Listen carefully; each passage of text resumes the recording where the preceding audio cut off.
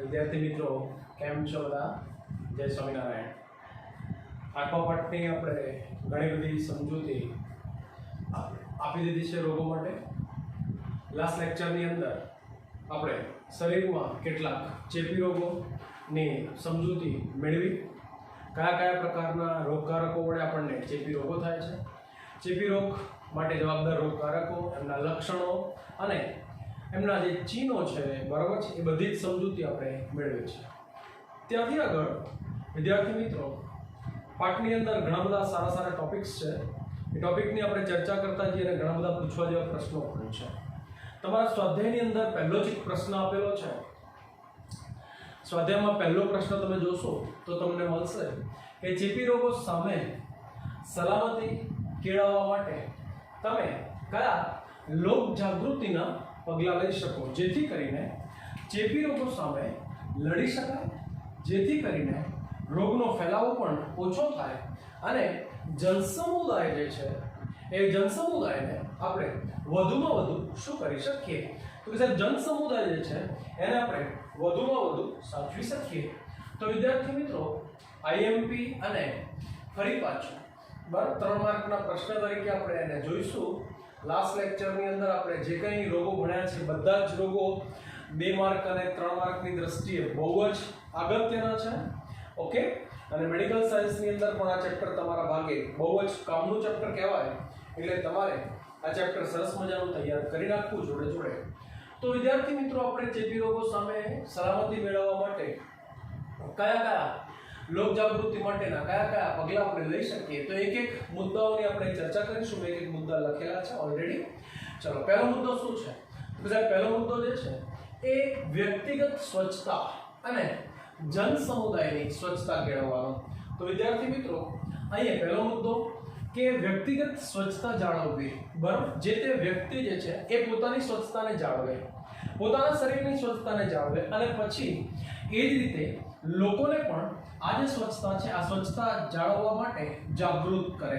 તો પહેલો બહુ જ અગત્યનો મુદ્દો કે વ્યક્તિગત અને જન સમુદાય જે છે એની સ્વચ્છતા જાળવવા માટેના પ્રયાસ કરવા.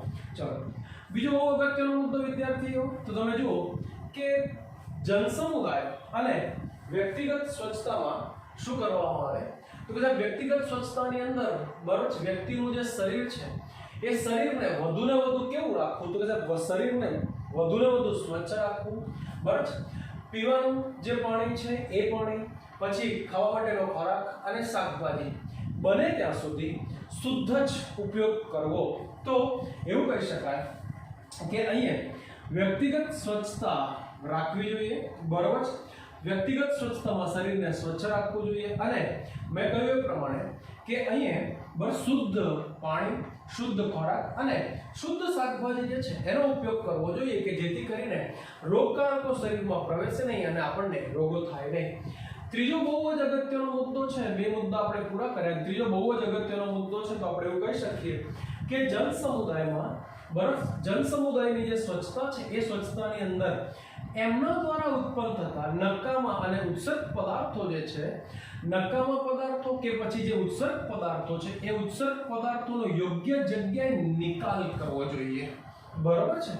પછી જળાશયો જે છે, જ્યાં બરાબર પાણીના જે સ્ત્રોત કહેવાય, તળાવ છે, સરોવર છે, નદી છે, વાવ છે અને કુવા છે, આવા જળાશયો બરાબર નામ લખ્યા છે આપણે, કુંડ છે, ખાડ કુવા છે, ટાંકી, બરાબર આવા જે જળાશયો છે એ જળાશયોનું શું કરવું, તો કે સાહેબ આવા જે જળાશયો છે એ જળાશયોની આપણે નિયમિત સફાઈ કરવી જોઈએ અને નિયમિત રીતે એમની સફાઈ કરી અને એમને સ્વચ્છ રાખવા જોઈએ કે જેથી કરીને વ્યક્તિઓ જન સમુદાય જે છે એમને સ્વચ્છ પાણી મળે એટલે પાણી વડે થતા રોગો જ ઓછા થઈ જાય.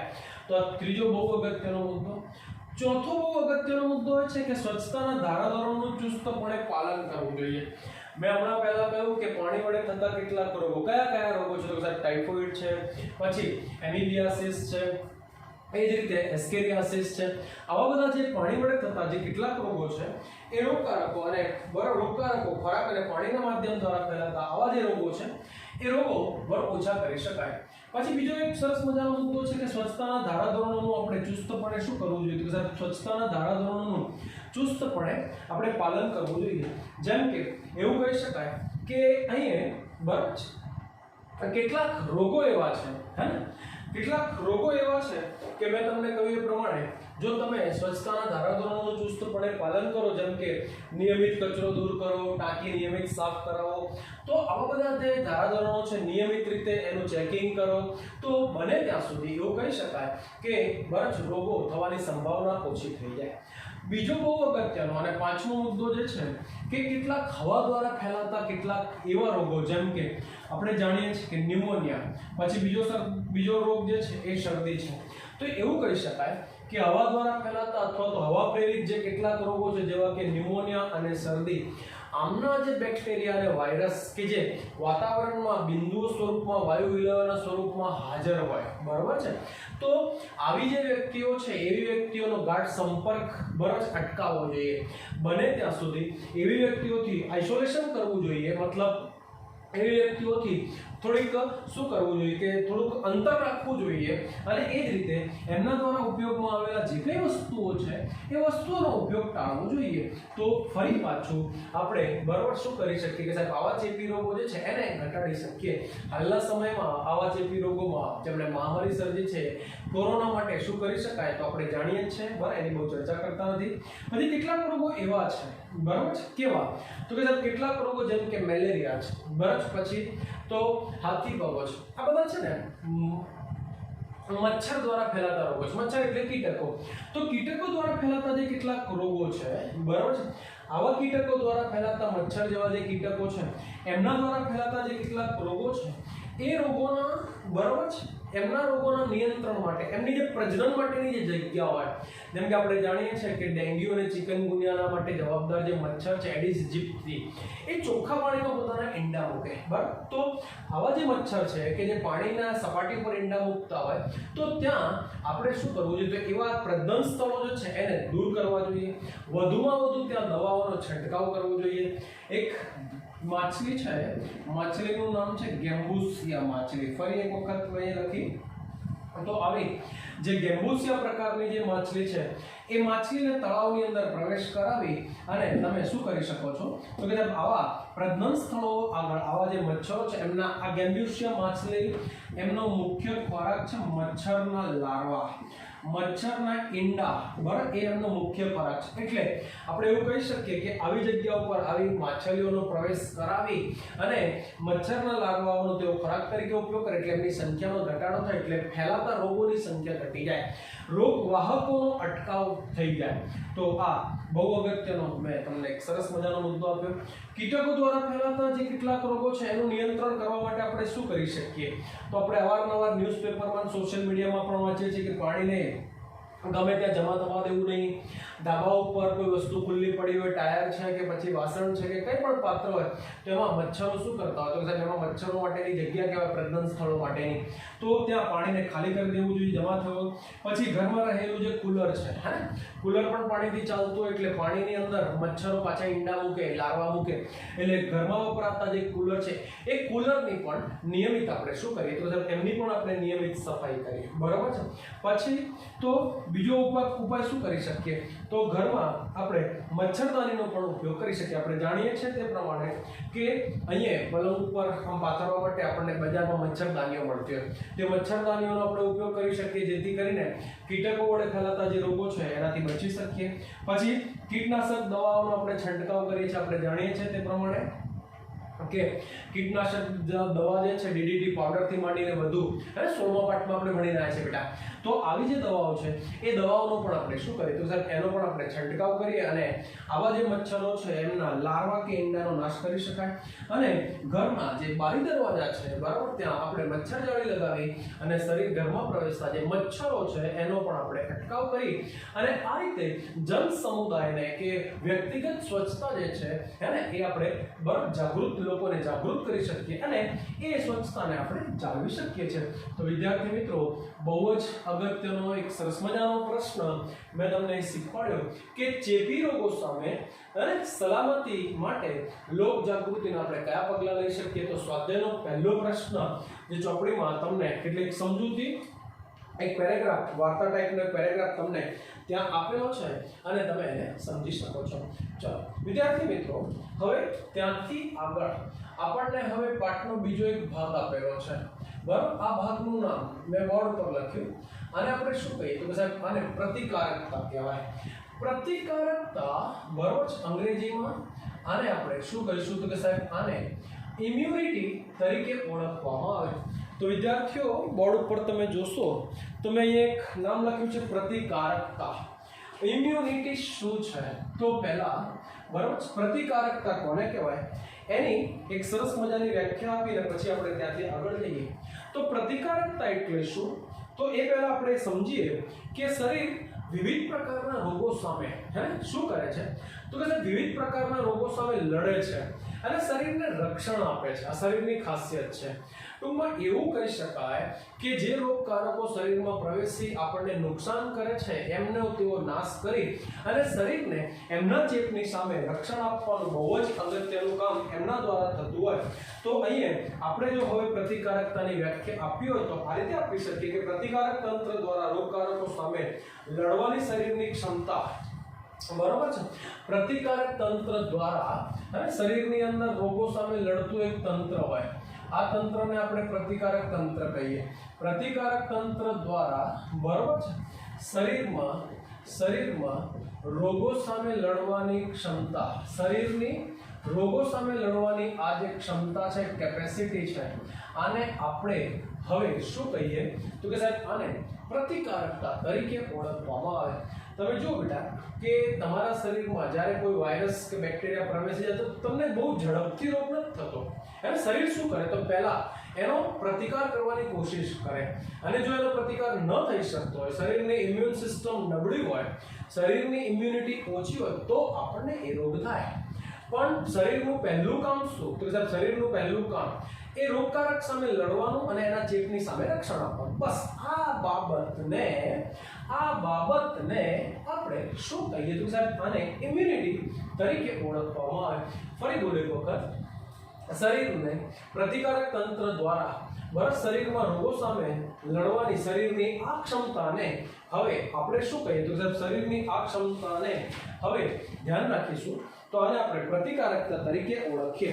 તો વિદ્યાર્થી મિત્રો, તમને ખ્યાલ આવી જાય કે મોટા ભાગના આપણું શરીર મોટા ભાગના આ બાહ્યકારકો એટલે જે બહારથી શરીરમાં પ્રવેશે છે અને આપણને રોગ કરે છે. આખા પાઠમાં બાહ્યકારકો માટે આ એક શબ્દ પણ આપણે ધ્યાન રાખીશું. આને આપણે શું કહીએ તો સાહેબ આને આપણે પરજાત કે પછી એન્ટીજન કે પછી ગુજરાતી માટેનો શબ્દ છે અને પ્રતિજન તરીકે પણ ઓળખીએ. તો વિદ્યાર્થી મિત્રો, મેં કહ્યું એ પ્રમાણે કે શરીરનું જે રોગપ્રતિકારક તંત્ર છે એ બાહ્યકારકો સામે રક્ષણ મેળવી લે છે અને પ્રતિકારક તંત્રને કારણે આવા રોગો સામે લડવાની આ જે ક્ષમતા છે આ ક્ષમતાને જ આપણે શું કહ્યું છે તો સાહેબ આને પ્રતિકારકતા તરીકે ઓળખવામાં આવે. વિદ્યાર્થી મિત્રો, તમે બહુ અગત્યના બે શબ્દો વિશે જાણકારી રાખો. શું કહ્યું મેં તો એક બાહ્યકારક, વાયરસ, બેક્ટેરિયા, ફૂગ, XYZ, પછી એ પરાગરજ પણ કેમ ના હોય, ધૂળની ડમરી પણ કેમ ના હોય, બટ એવા પ્રોટીનયુક્ત દ્રવ્ય, આ બધા એવા પ્રોટીન પદાર્થો છે કે જે શરીરમાં પ્રવેશી અને શું કરે છે તો શરીરમાં પ્રવેશી અને એન્ટીબોડીનું સર્જન કરે છે. એન્ટીબોડીનું સર્જન કરવા માટે શરીરને ઉત્તેજે. તો આવા પદાર્થોને મેં અહીંયા એન્ટીજનની પણ વ્યાખ્યા તમને જોડે સમજાવી દીધી. ફરી બોલું, એવા બાહ્યકારકો કે જે પ્રોટીનયુક્ત પદાર્થો છે, પ્રોટીન પદાર્થો છે કે જે શરીરમાં પ્રવેશી અને શરીરને ફરી પાછું એન્ટીબોડી ઉત્પન્ન કરવા માટે ઉત્તેજે છે. તો આવા જે ઘટકો છે એને હવે આપણે શું કહીએ તો આને એન્ટીજન કહેવાય. અને એન્ટીબોડી કે જે શરીરમાં આવેલા બરોબર છે અને ચોક્કસ પ્રકારના પ્રોટીનયુક્ત પદાર્થ, ચોક્કસ પ્રકારના કોષો દ્વારા ઉત્પન્ન થતા પ્રોટીનને આપણે શું કહીએ તો આને એન્ટીબોડી તરીકે ઓળખવામાં આવે. તો વિદ્યાર્થી મિત્રો, મેં પહેલા પ્રતિકારકતા શું છે બેટા, પ્રતિકારકતાની તમને મેં સરસ મજાની પહેલા વ્યાખ્યા આપી. એના પછી પ્રતિકારકતા બરોબર સંબંધિત બે શબ્દો પણ મેં તમને શીખવાડ્યા. બે શબ્દો કયા કયા છે? તો કે સાહેબ એક એન્ટીબોડી છે અને બીજો શબ્દ તો કે સાહેબ બીજો એન્ટીજન છે. રેડી? ઓકે વિદ્યાર્થીઓ, બહુ અગત્યની સમજૂતીમાં તો કે પ્રતિકારકતા જે છે ને એ ફરી પાછી બે પ્રકારની પ્રતિકારકતા. તો કે બે પ્રકારની પ્રતિકારકતા કઈ કઈ છે?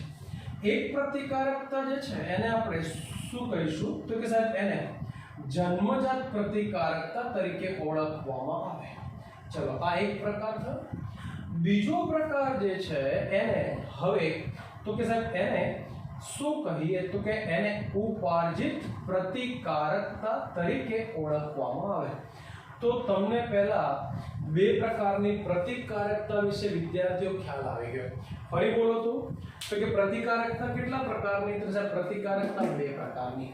પહેલી પ્રતિકારકતા કઈ કીધી? તો સાહેબ પહેલો પ્રકાર જન્મજાત પ્રતિકારકતા છે. બીજો કયો? તો સાહેબ ઉપાર્જિત પ્રતિકારકતા છે. જન્મજાત પ્રતિકારકતા અને ઉપાર્જિત પ્રતિકારકતા બંનેમાં શું અંતર છે? તો કે સાહેબ જન્મજાત પ્રતિકારકતા એટલે બાળકને જન્મતાની સાથે જ જે પ્રતિકારકતા પ્રાપ્ત થાય, ટૂંકમાં જન્મતાની સાથે જ વારસામાં જે પ્રતિકારકતા પ્રાપ્ત થાય તેને આપણે જન્મજાત પ્રતિકારકતા તરીકે ઓળખીએ. ચલો રેડી? શરીરમાં આ પ્રકારની પ્રતિકારકતા તરીકે વિવિધ પ્રકારના અંતરાયો આવેલા હોય, જેમ કે કોષીય અંતરાય છે, દેહધાર્મિક અંતરાય છે, કોષરસીય અંતરાય છે, પછી એ જ રીતે શારીરિક અંતરાય છે, બરાબર? તો અને કોષાંતરીય અંતરાય. તો આ બધા કોના પ્રકાર છે? તો સાહેબ જન્મજાત પ્રતિકારકતા. ઉપાર્જિત પ્રતિકારકતા, બરાબર, બાળકના જન્મ થયા પછી જે પ્રતિકારકતા, બરાબર, સજીવ દ્વારા વિકસાવવામાં આવે, રોગો સામે લડવા માટે જે પ્રતિકારકતા શરીર દ્વારા ડેવલપ કરવામાં આવે, શરીર દ્વારા વિકસાવવામાં આવે, તો આ પ્રકારની વિકસાવવું, ઉપાર્જન કરવું એટલે ડેવલપ કરવું, વિકસાવવું, તો આ પ્રકારની પ્રતિકારકતાને હવે આપણે શું કહીએ? તો સાહેબ આને ઉપાર્જિત પ્રતિકારકતા તરીકે ઓળખવામાં આવે. ઓકે, તો વિદ્યાર્થી મિત્રો, મેં તમને પહેલા બે પ્રકારની પ્રતિકારકતા આપી. અહીં એવું કહ્યું કે શરીરમાં આ પ્રતિકારકતા હાજર છે, આ વિકસાવવામાં આવે, અને આ આખી પ્રતિકારકતાની ખાસિયત છે કે આ આખી સ્મૃતિ ઉપર આધારિત હોય, મેમરી ઉપર આધારિત હોય, યાદ શક્તિ ઉપર આધારિત હોય. ઓકે, ઉપાર્જિત પ્રતિકારકતા એના ફરી પાછા બે પ્રકાર છે. એક પ્રકાર તો કે સાહેબ સક્રિય ઉપાર્જિત પ્રતિકારકતા, નિષ્ક્રિય. બંનેમાં ફરી પાછા બે પ્રકાર છે, તો કે કુદરતી અને કૃત્રિમ. પણ એ જેમ આપણે આગળ ભણીશું તેમ આપણે એની ચર્ચા કરતા જઈશું. વિદ્યાર્થી મિત્રો, આજે આપણે બહુ અગત્યનો એક ટોપિક એની ચર્ચા કરીએ છીએ અને બહુ જ અગત્યના 4 માર્કના પ્રશ્ન કે 3 માર્કના પ્રશ્ન તરીકે, આઈએમપી પ્રશ્ન તરીકે તમારે બધાએ જન્મજાત પ્રતિકારકતા શું છે એની સમજૂતી તમારે આપવાની છે. ચલો બોર્ડ ઉપર જુઓ એટલે તમને એક એક કરીને ખબર પડી જાય. બસ મેં તમને હમણાં એવું કહ્યું કે જે પ્રતિકારકતા જન્મતાની સાથે જ વારસામાં પ્રાપ્ત થાય, જે પ્રતિકારકતા જન્મતાની સાથે જ વારસામાં પ્રાપ્ત થાય તો એને આપણે શું કહીએ? તો સાહેબ એને જન્મજાત પ્રતિકાર. આ પ્રકારની પ્રતિકારકતાની ખાસિયત એ છે કે તે બિનચોક્કસ, બરાબર, આ પ્રકારની પ્રતિકારકતા કેવી? તો કે સાહેબ આ પ્રકારની પ્રતિકારકતા બિનચોક્કસ રક્ષણ છે, હે ને, નોન સ્પેસિફિક છે. વ્યક્તિને જન્મતાની સાથે જ આ પ્રતિકારકતા પ્રાપ્ત હોય, અને આ પ્રકારની જે પ્રતિકારકતા છે મેં હમણાં તમને સમજાવ્યું કે જે બાહ્યકારકો આપણા શરીરમાં પ્રવેશે છે એમની સામે વિવિધ પ્રકારના અવરોધો ઊભા કરેલા હોય, વિવિધ પ્રકારના અંતરાયો વડે આ પ્રકારની પ્રતિકારકતાને પ્રાપ્ત કરવામાં આવે. મોટે ભાગે આ પ્રકારના જે અંતરાયો છે એમાં મુખ્યત્વે આપણે આવા 4 પ્રકારો આના અંતરાયોના આપી શકીએ. 4 પ્રકારો કયા કયા છે? તો પહેલો પ્રકાર એને આપણે શું લખીએ? તો કે પહેલો પ્રકાર એને આપણે નામ આપીએ તો કે આને શારીરિક અંતરાય કહેવાય. અંતરાય એટલે બેટા અવરોધ. ચલો બીજો પ્રકાર તો કે એને આપણે નામ આપીશું તો આને ધાર્મિક અંતરાય કહેવાય. ત્રીજો પ્રકાર તો કે ત્રીજો પ્રકાર કોષાંતરીય અંતરાય કહેવાય. અને ચોથો પ્રકાર જે છે એને હવે આપણે કોષરસીય અંતરાય તરીકે ઓળખીએ. તો વિદ્યાર્થીઓ, તમને અહીંયા મેં કેટલા તો કે જન્મજાત પ્રતિકારકતા જે શરીર દ્વારા વિવિધ પ્રકારના અંતરાયો વડે મેળવવામાં આવે છે. અંતરાયો એટલે અવરોધ.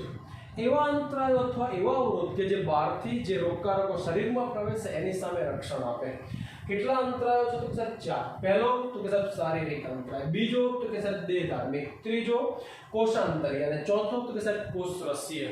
વિદ્યાર્થીઓ, આપણે એક એક કરી આ જે અંતરાયો છે એ અંતરાયોની આપણે સમજૂતી મેળવતા જઈએ. ચલો, બોર્ડ ઉપર બધાનું ધ્યાન. પહેલો અંતરાય કયો છે? સર, પહેલો અંતરાય શારીરિક અંતરાય છે. શારીરિક અંતરાય તો આપણા શરીર માટે આ એક પ્રકારનો છે ને, બરાબર છે?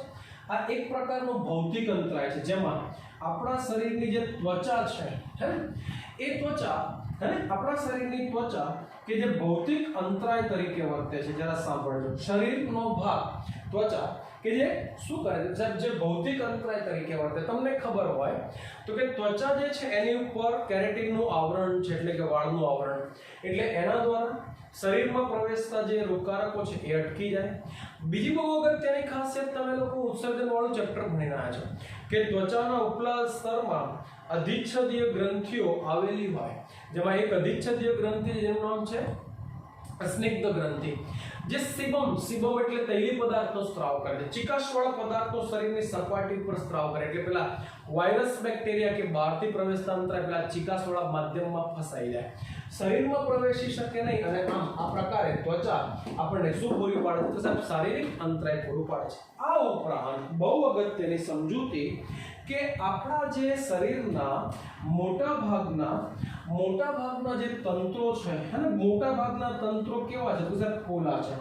શ્વસન માર્ગ છે, પછી પાચન માર્ગ છે, પછી એ જ રીતે ઉત્સર્જન માર્ગ છે.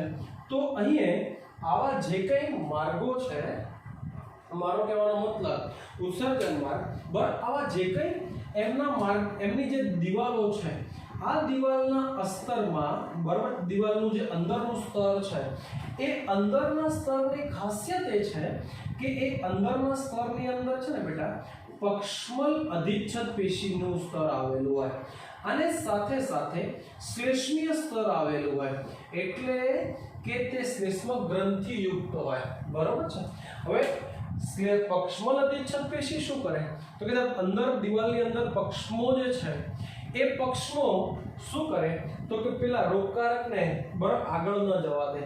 શ્લેષ્મીય સપાટી શું કરે? તો કે શ્લેષ્મીય સપાટી શ્લેષ્મનો સ્ત્રાવ કરે અને ચીકણા પ્રવાહીની અંદર પેલા રોગકારકો ફસાઈ જાય. એટલે આ બે સ્તર વડે બરાબર તેઓ રોગકારકો આગળ જઈ શકે નહીં, ટૂંકમાં એમને આગળ પ્રવેશતા અટકાવે. તો આ એક અંતરાય કયો હતો? તો કે સાહેબ આ અંતરાય જેને હવે આપણે શું કહીએ? તો સાહેબ આને શારીરિક અંતરાય તરીકે ઓળખવામાં આવે. ચલો, બીજો એક અંતરાય સરસ મજાનો છે, તો આને આપણે શું નામ આપીએ? કે સાહેબ દેહધાર્મિક અંતરાય. દેહધાર્મિક અંતરાય ઇટ મીન્સ શરીરમાં ચાલતી કેટલીક જે દેહધાર્મિક ક્રિયાઓ છે એ ક્રિયાઓ પણ છે ને બેટા અવરોધ તરીકે કામ કરે છે. કેટલીક જે દેહધાર્મિક પ્રક્રિયાઓ છે, દેહધાર્મિક ક્રિયાના કેટલાક ઘટકો રોગકારક જીવાણુઓ જે છે એમને શરીરમાં પ્રવેશતા અટકાવે છે. એટલે દેહધાર્મિક ક્રિયાના કેટલાક ઘટકો શું કરે? તો કે સાહેબ અવરોધ તરીકે. તમને એવું ખબર પડે કે સાહેબ દેહધાર્મિક ક્રિયા એટલે શું? શરીર વડે દર્શાવાતી ધાર્મિક પ્રક્રિયા, દેહધાર્મિક પ્રક્રિયા. પાચનની ક્રિયા તો દેહધાર્મિક, ઉત્સર્જનની ક્રિયા દેહધાર્મિક, પરિવહન દેહધાર્મિક, પછી તો કે સાહેબ શ્વસન તો દેહધાર્મિક. આ બધી દેહધાર્મિક પ્રક્રિયા છે. હું હવે પાચન તંત્રનું સરસ મજાનું ઉદાહરણ આપું એટલે તમને ખ્યાલ આવે કે સાહેબ જઠર, અને જઠરની અંદર બર્થ આપણને ખબર છે કે એસિડિક માધ્યમ છે HCl pH <7, બરાબર. તો તમે એવું કહી શકો કે અહીં જઠરમાં રહેલો જે એસિડ અને સાથે સાથે બસ આપણે ભણીને જ આવ્યા છે 11મા ધોરણમાં કે મંદ HCl શું કરે? તો સાહેબ રોગોનો નાશ કરે છે, રોગકારકોનો નાશ કરે છે. એસિડ એટલો બધો સ્ટ્રોંગ છે કે રોગકારકો એમને મરી જાય, બરાબર. બીજું તો કે આપણી આંખમાંના અશ્રુ, અને એ અશ્રુમાંથી એક પ્રવાહીનો સ્ત્રાવ થાય, આને કહેવાય લાઇસોઝાઇમ. લાઇસોઝાઇમ એ પણ આંખમાંથી જે પાણી નીકળે છે એ બરછ રોગકારકોને શરીરમાં પ્રવેશતા અટકાવે છે. ચલો રેડી? તો તમને એ પણ ખબર પડી જાય કે સાહેબ અશ્રુ એમના બર લાઇસોઝાઇમ અને એ જ રીતે લાળ ગ્રંથિ, તો લાળ ગ્રંથિમાં પણ આવો લાઇસોઝાઇમ પ્રકારનો ઉત્સેચક આવેલો હોય છે ખોરાકમાં રહેલા રોગકારકોનો નાશ કરે. તો આ બે ધાર્મિક અંતરાય થઈ ગયો. ચલો આપણે એ જ રીતે વિદ્યાર્થીઓ ત્રીજો અંતરાય એટલે કે કોષાંતરીય અંતરાય છે. કયો અંતરાય છે? કોષાંતરીય. આપણા શરીરમાં આવેલા કેટલાક કોષો એ પણ શું કરે છે? તો સાહેબ રોગકારકોનો નાશ કરે છે. રોગકારકો જે છે એમને શું કરે? તો સાહેબ એમને પ્રવેશતા અટકાવે. જેમ કે કયા રોગકારકો એવા છે? તો એ આપણે જાણીએ છીએ કે આપણા રુધિરમાં રહેલા શ્વેત કણો, હે, વ્હાઇટ બ્લડ સેલ, WBC, જેને આપણે શરીરના સૈનિકો કહીએ છીએ, બરાબર છે. રોગકારકો જ્યારે પ્રવેશે ત્યારે જે જગ્યાએ વાગ્યું હોય, જે જગ્યાએ ઈજા થઈ હોય, જે જગ્યાએ ઘા પડ્યો હોય, ત્યાં મોટી સંખ્યામાં શ્વેતકણો પહોંચી જાય અને રોગકારકોનું ભક્ષણ કરી અને શરીરને એમના ચેપની સામે રક્ષણ આપે. તો આપણે જાણીએ એ પ્રમાણે કયા રોગકારકો એવા છે. તો અહીંયા કેટલાક નામ, અહીંયા મેં નામ લખ્યું PMNL. PMNL એટલે પોલીમોર્ફિયો ન્યુક્લિયર લ્યુકોસાઇટ. આને કહેવાય બહુરૂપી તટસ્થ શ્વેતકણો, બરાબર છે. બહુરૂપી કેન્દ્રીય શ્વેતકણ અથવા તો આને આપણે બીજા શબ્દોમાં તટસ્થ કણો તરીકે પણ ઓળખીએ, બરાબર. કેમ PMNL કહેવાય? તો આમનું કોષ કેન્દ્ર 3 કરતા વધારે ખંડોનું બનેલું એટલે પોલી. મોર્ફી એટલે ખંડો, પોલી એટલે વધારે, ન્યુક્લિયર એટલે કોષ કેન્દ્ર અને લ્યુકોસાઇટ એટલે તટસ્થ. આ એક કોષો એવા છે કે જે રોગો સામે આપણને શું આપે? તો સાહેબ રોગો સામે આપણને રક્ષણ આપે છે. આવા જ બીજા એક પ્રકારના કણિકા વિહીન શ્વેતકણો છે. કયા છે? તો સાહેબ એકકેન્દ્રી કણો છે, હે ને. એકકેન્દ્રી કણ એ પણ બરાબર રોગો સામે આપણને શું આપે? તો સાહેબ રક્ષણ આપે. ટૂંકમાં આ બંને વિશે આપણે 11મા ધોરણમાં ભણીને આવ્યા છે કે તેઓ સક્રિય ભક્ષકો છે. શું છે બેટા? રુધિરમાં પ્રવેશેલા જે રોગકારકો છે, શરીરમાં પ્રવેશેલા રોગકારકોનો શું કરી નાખે? તો કે સાહેબ તેઓ એમનો નાશ કરે છે, બરાબર છે. એમને વીણી અને એમનું ભક્ષણ કરીને એમને ગળી જાય. આ ઉપરાંત તો આપણી પાસે શરીરની સપાટી પર જે પેશી છે, હે, પક્ષમાં અધિચ્છદ પેશીની જોડતી સંયોજક પેશીઓ, હે, અને આ સંયોજક પેશીઓ પાસે બહુ અગત્યનો એક કોષ આવેલો હોય અને આ કોષનું નામ છે ભક્ષક કોષ. તમે લોકો ભણીને આવ્યા છો તંતુ ઘટક સંયોજક પેશી. ભક્ષક કોષ બોલો અને બૃહદ કોષ બોલો તો પણ ચાલે. અને એ પણ શું કરે કે સાહેબ પેશીઓમાં પ્રવેશેલા જે રોગકારકો છે એમનું ભક્ષણ કરી મોટા કદના બની અને પછી પોતે બ્લાસ્ટ થઈ જાય, બરાબર. એટલે એમને ગળી અને એમનો પણ આ રીતે નાશ કરે. ટૂંકમાં આ રીતે જીવાણુનું ભક્ષણ કરી એમનો નાશ કરે અને શરીરને એમના ચેપની સામે રક્ષણ આપવાનું બહુ અગત્યનું કાર્ય. છેલ્લો બહુ જ અગત્યનો ઘટક છે એને આપણે નામ આપ્યું છે કે સાહેબ કોષરસીય અંતરાય. કોષરસીય અંતરાય, તો આ પ્રકારના અંતરાયમાં ખાસ કરીને બરાબર છે વાયરસગ્રસ્ત, ફરી એક વખત બોલું, વાયરસગ્રસ્ત એટલે કે વાયરસગ્રસ્ત કોષો કે એવા કોષો કે જેમનો વાયરસનો ચેપ લાગેલો છે. અને આવા જે વાયરસગ્રસ્ત કોષો છે એક ચોક્કસ પ્રકારના પ્રોટીનનો સ્ત્રાવ કરે છે. આને કહેવાય ઇન્ટરફેરોન પ્રોટીન. કયું પ્રોટીન કહેવાય ને? તો આને આપણે નામ આપીએ તો કે સાહેબ આને ઇન્ટરફેરોન પ્રોટીન કહેવાય. અને આ ઇન્ટરફેરોન પ્રોટીન એ શું કરે? તો એની નજીકમાં આવેલો જે બીજો કોષો છે એ બીજા કોષોને વાયરસગ્રસ્ત કોષોમાં રૂપાંતર થતા અટકાવે. તો વિદ્યાર્થી મિત્રો તમને ખબર પડી? મારો કહેવાનો મતલબ એવો છે કે અહીંયા આ એક ચોક્કસ પ્રકારના પ્રોટીનનો સ્ત્રાવ કરે છે અને આ પ્રોટીન બરોબર શું કરે? તો કે સાહેબ એ પ્રકારનું પ્રોટીન છે કે બીજા સ્વસ્થ કોષો છે જે બિનચેપી કોષો છે એમને વાયરસના ચેપની સામે રક્ષણ આપવાનું બહુ અગત્યનું કાર્ય. તો આ કોષરસ પ્રોટીન એ કોષરસનો ઘટક કહેવાય. એટલે આને ચોથા નંબરમાં આપણે આને કોષરસીય અંતરાય તરીકે ઓળખીશું. તો વિદ્યાર્થી મિત્રો મેં પહેલા તમને એક સરસ મજાની સમજૂતી પ્રતિકારકતા માટે આપી. પ્રતિકારકતાની પહેલા આપણે વ્યાખ્યા આપી. પ્રતિકારકતા કોને કહેવાય? ઇમ્યુનિટી. What is immunity? એના ઘટકો તો કે સાહેબ એક એન્ટીજન છે, એક એન્ટીબોડી છે. પછી પ્રતિકારકતા કેટલા પ્રકારની હોય? તો કે સાહેબ એક જન્મજાત, બીજી તો કે સાહેબ ઉપાર્જિત. જન્મજાત, ઉપાર્જિત, બરાબર છે. આ પ્રતિકારકતામાં ઉપાર્જિત તો કે સાહેબ એના ફરી પાછા બે ભાગ કઈ તો સાહેબ સક્રિય, નિષ્ક્રિય અને દરેકમાં પાછા બે કે કુદરતી અને કૃત્રિમ, એની ચર્ચા પછી. આજે આપણે એક સરસ મજાનો ટોપિક પૂરો કર્યો. જન્મજાત પ્રતિકારકતા એટલે શું અને એની સમજૂતી જે અંતરાયો છે, અંતરાયો દ્વારા આપણને પ્રાપ્ત થાય. તો 4 પ્રકારના અંતરાયો. પહેલો શારીરિક અંતરાય, અવરોધ, દેહધાર્મિક, કોષાંતરી અને કોષરસીય. તો વિદ્યાર્થી મિત્રો અહીંયા સુધી આજના લેક્ચરમાં રાખીએ. આવતી વખતે અહીંયાથી આગળ વધીશું, પણ જ્યાં સુધી પૂરું થાય ત્યાં સુધી બધા જ વિદ્યાર્થીઓ તમે તૈયારી કરો અને વધુમાં વધુ લખીને તૈયાર કરો. Okay, good bye.